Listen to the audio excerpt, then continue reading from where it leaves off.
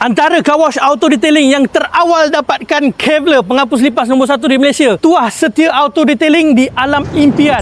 Tuah Setia Auto Detailing ni memang dah terkenal dah dengan dia punya servis yang terbaik. Kat sini kita ada buat detailing, coating, tinted, PPF. Tapi kita specialist pada detailing. Kita ada 2 cawangan, satu dekat Alam Impian, lagi satu dekat Setia Alam. Bos boleh cerita tak kenapa bos memilih Kevlar untuk letakkan dalam servis dekat car wash bos ni? Saya dah pakai macam-macam produk. Macam kita tak boleh sebutlah brand-brand apa. Tapi bila kita pakai, banyak yang feedback customer tu tak memuaskan. Customer cakap ada lipas. Bila kita masuk, kita dah buat lipas tak mati-mati. Dan kita jumpa Kevlar, dan kita deal dengan Kevlar apa semua, kita try loose botol. So bila kita buat sebotol, hasil dia merangsangkan lah. Banyak mati semua apa semua. Lepas tu yang paling penting, bila customer masuk, tekaknya dia tak rasa perit. Wangi pun wangi. Mana-mana customer yang berdekatan dengan Alam Impian, Setia Alam, sekitar Shah Alam, Kelang, boleh datang ke Tuah Setia Auto Detailing Alam Impian dan juga Setia Alam untuk dapatkan kita punya servis. Yang mana nak try, yang kita ada banyak lipas apa semua, boleh datang, cuba sekali. Pasti nak lagi.